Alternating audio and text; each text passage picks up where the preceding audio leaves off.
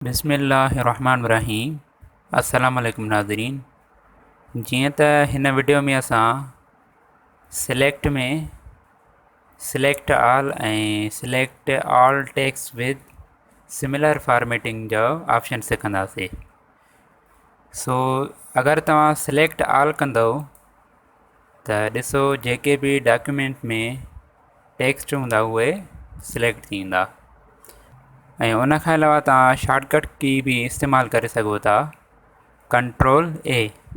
मां कर्सर खे डॉक्यूमेंट ते किथे भी रखी करे मां कंट्रोल सां गॾु ए की खे प्रेस कंदसि। ॾिसो जेके भी टेक्स्ट हूंदा डॉक्यूमेंट में उहे सिलेक्ट थी वेंदा। ऐं हाणे चऊं था select all text with similar formatting. उन लाइ मां कुछ सिलेक्शन कयां थो।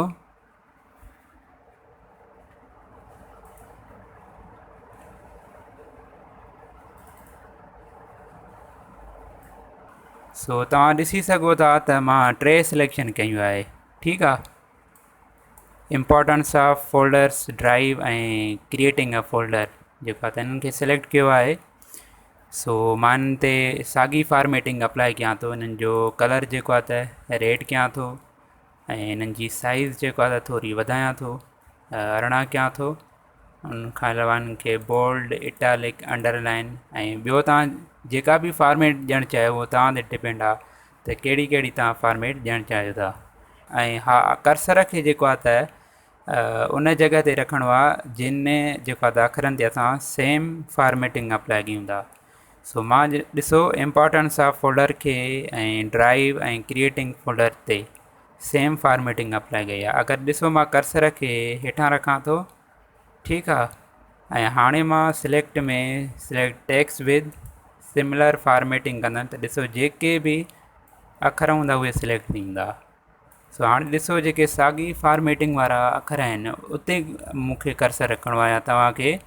ठीकु आहे। हाणे हिते मां ॾिसो कर्सर रखी हाणे मां जेको आहे त हिन ऑप्शन खे क्लिक कंदसि त जेके भी साॻी फॉर्मेटिंग वारा अखर हूंदा उहे सिलेक्ट थींदा।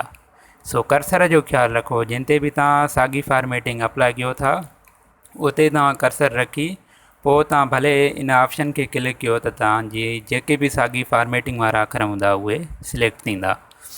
ऐं उन खां अलावा ॾिसो हिननि खे मां जेको आहे त फॉर्मेटिंग हटायां थो, क्लियर ऑल फॉर्मेटिंग कयसि। ठीकु आहे। ऐं हाणे मां ॾिसो हेडिंग जो स्टाइल ॾियां थो, हेडिंग 1 जो। ऐं हाणे मां सिलेक्शन रिमूव कयां थो